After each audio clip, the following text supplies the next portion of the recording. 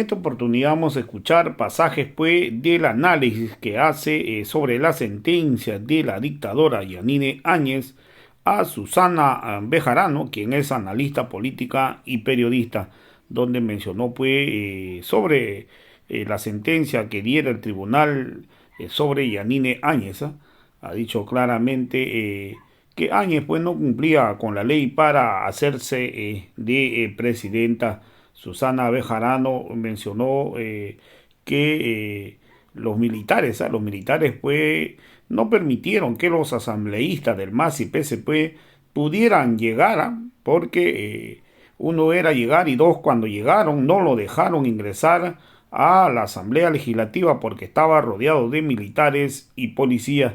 Todo lo tenía planificado. Entonces también para la elección de Yanine Áñez nunca existió quórum, pero todo esto estaba planificado. Hoy se sabe que en la misma Universidad Católica donde participaron los asesores de Camacho, los asesores de Carlos Mesa, ahí se habló sobre este tema. O sea, ellos ahí plantearon que Yanine Áñez debería ser la presidenta de la Cámara de Senadores. Pero ellos sabían que de acuerdo a ley le correspondía al MAS y PSP, y sabían que por sucesión constitucional Yanine Áñez nunca lo iban a elegir porque el MAS tenía mayoría. Entonces desde ahí ya se había planificado todo, cómo se iban a hacerse del poder y cómo Yanine Áñez se iba a hacer elegir.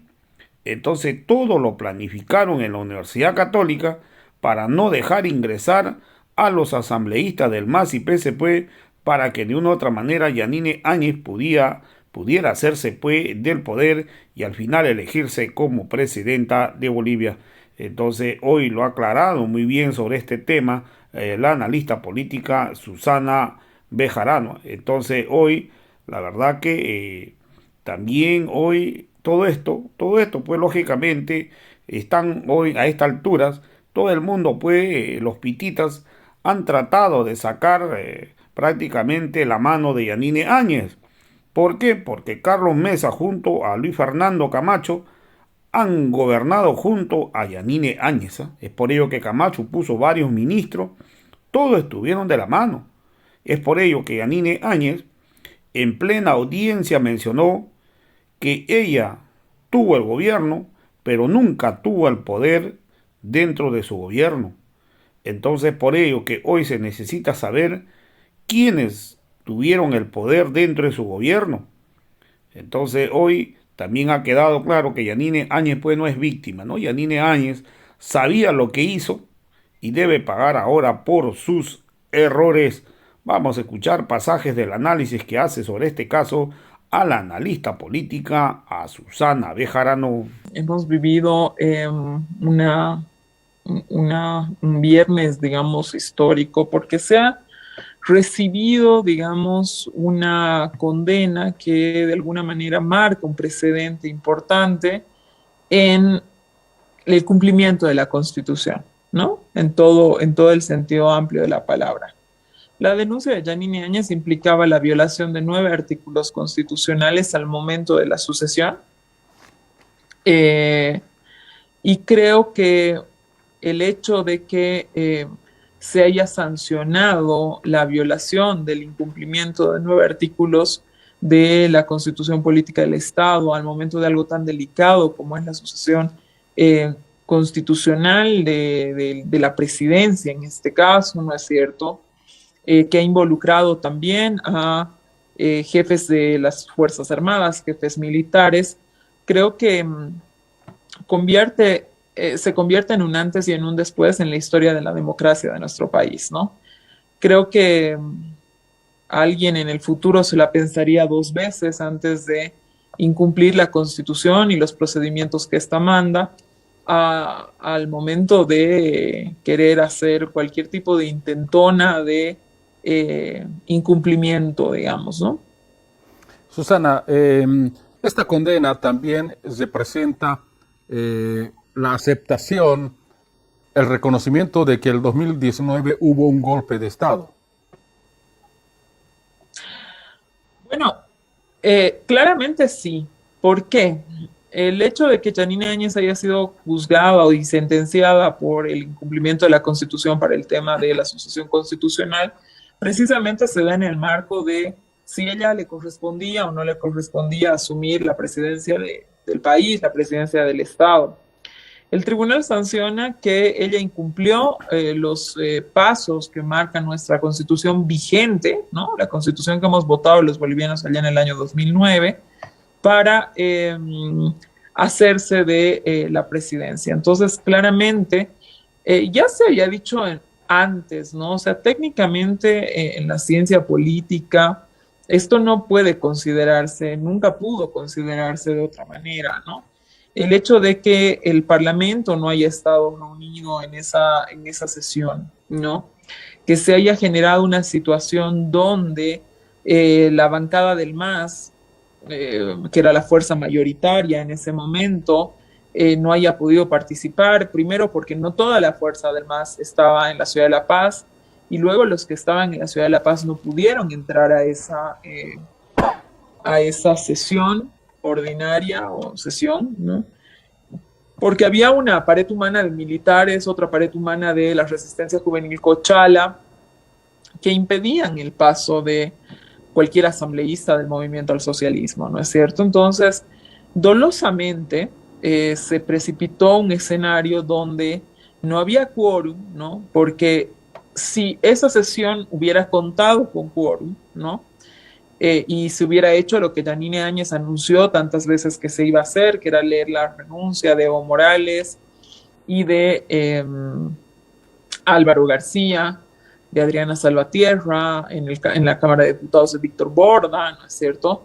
Lo que había que hacer era seguir el procedimiento que establece el reglamento, y el procedimiento que establece es que si el presidente de la Cámara de Senadores renuncia, se hace una elección de un nuevo presidente, ¿no es cierto?, elegido que sale de la primera fuerza mayoritaria política. En este caso era el movimiento al socialismo, es decir, el presidente de la Cámara de Diputados o de la Cámara de Senadores debió ser alguien de el movimiento al socialismo, ¿no?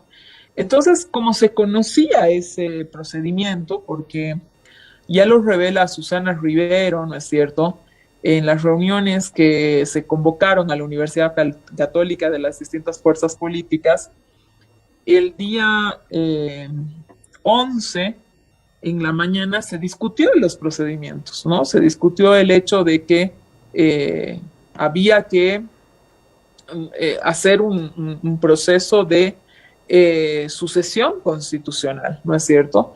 Y se decidió entonces, como ya estaba puesta sobre la mesa la claridad del procedimiento, que no participen los diputados del movimiento al socialismo, dando, digamos, construyendo la idea de un vacío de poder. Al construir la idea de un vacío de poder, la gente, evidentemente, particularmente en el departamento de La Paz y yo creo que en el departamento de Cochabamba, había mucha angustia por lo que estaba pasando, ¿no es cierto? O sea, uno no puede desconocer tampoco que había conflicto social, que de pronto había instalación de miedo y todas esas cuestiones, porque es verdad que eso sucedió, ¿no es cierto? Pero lo que se hizo fue agudizar esta sensación, ¿no? Sindicar de un vacío de poder y obviar, digamos, que los únicos que habían salido del país realmente eran Álvaro García Linera y Evo Morales por todas las amenazas que nosotros sabemos, ¿no es cierto? Es decir, es gracioso cuando Evo Morales dice, se quería quedar todo el tiempo en el poder y luego dicen, ha renunciado y ha huido del país, ¿no? Ahí hay una contradicción. Si Evo Morales quería quedarse e instalarse tanto en el poder, ¿por qué se va? ¿No es cierto? Y evidentemente se va porque su vida estaba en riesgo, y evidentemente Álvaro García Linera también se va porque la vida de ellos estaba en riesgo, y sabemos que las Fuerzas Armadas les desobedecieron al presidente Morales, le quitaron el avión presidencial cuando él todavía seguía siendo presidente. Es decir, ahí hubo acciones, digamos, por supuesto golpistas en todo el sentido de la palabra. Volviendo a esta reunión de procedimientos, una vez conocidos los procedimientos, por supuesto que hubo una voluntad, ¿no es cierto?, de que no no se reúne ese parlamento, porque si se reunía ese parlamento, iba a seguir el orden constitucional, y el orden constitucional, por supuesto, de ninguna manera llevaba a Yanine Áñez como presidenta, ¿no es cierto? Las fuerzas políticas lo sabían, ella lo sabía, ¿no? Ahí hubo una intencionalidad dolosa de evadir el procedimiento para hacerse de forma ilegal de la presidencia.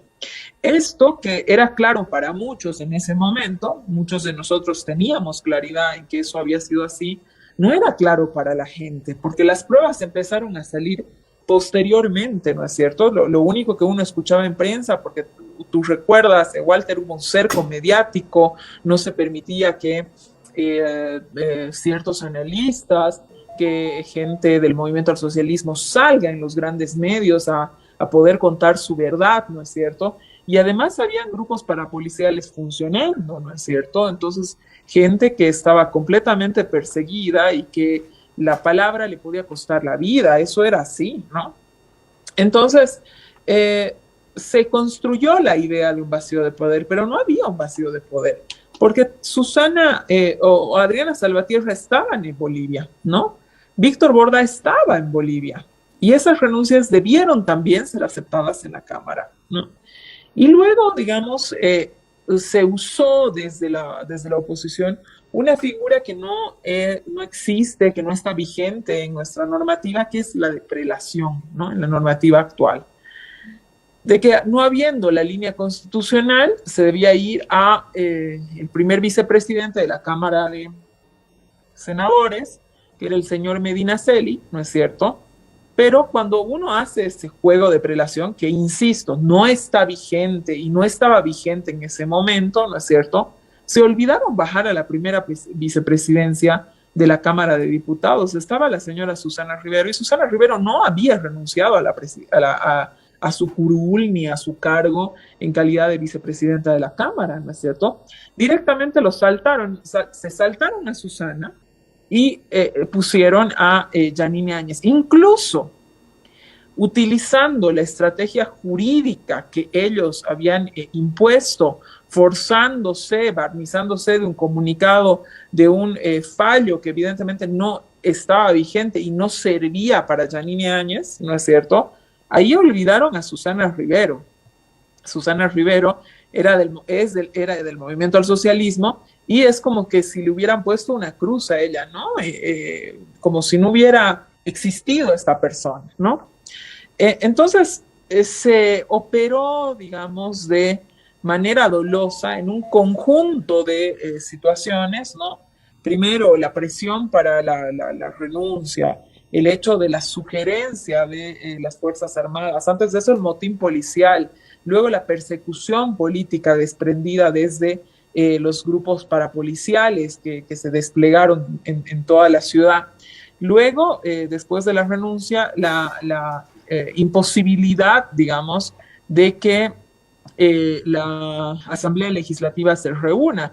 Tú sabes que habían muchos diputados que no podían llegar a La Paz, no solamente por la situación que La Paz estaba cerrada, que los vuelos eran completamente irregulares y toda esta cuestión, sino porque además estaban preservándose, estaban siendo perseguidos, amenazados, las familias perseguidas, amenazadas, es decir, hubo un conjunto de tareas, ¿no es cierto?, para que esta asamblea no se reúna. Entonces, la operación, digamos, la designación en ese momento de Yanine Áñez, la autoproclamación de ella en calidad de presidenta del país, por supuesto que tiene todos los vicios de ilegalidad, es decir, en ninguna democracia, ¿no?, puede venir un senador a proclamarse como presidente en un hemiciclo vacío. Eso técnicamente, digamos, tú puedes estar de acuerdo con el MAS o no estar de acuerdo con el MAS, te puede haber gustado la Yanine, no gustado la Yanine, no importa, ¿no?, cuál sea tu posición política,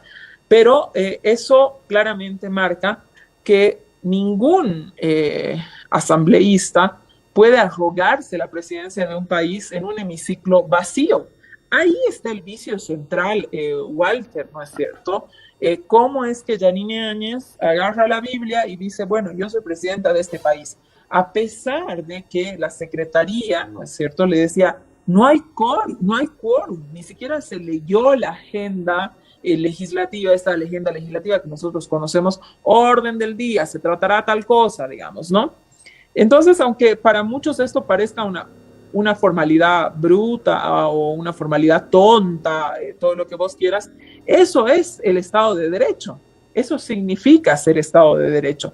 Tener una constitución y esa constitución cumplirla y todavía cumplirla más en algo tan delicado como era este episodio de nuestra historia que luego culminó en las masacres de Sacaba y Sencata, digamos, como para consolidar ese proceso absolutamente irregular de arrebatar al pueblo la legalidad en cuanto a la presidencia, ¿no es cierto? Es como una forma, luego las masacres de Sacaba y Sencata vinieron como una forma de escarmiento, de silenciamiento a todo aquel que quería pronunciarse reclamando esta situación de ilegalidad. Esa fue una muestra digamos, de fuerza que se ejercitó sobre los compatriotas bolivianos.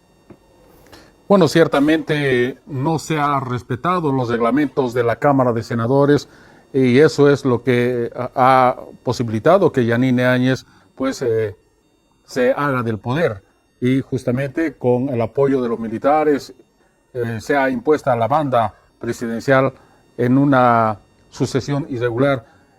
¿Qué pasa, Susana, con toda esa gente que estaba pues rodeada, de la que estaba rodeada Yanine Áñez? Si bien hay una sentencia contra ella, ¿qué pasa con los otros actores ahora?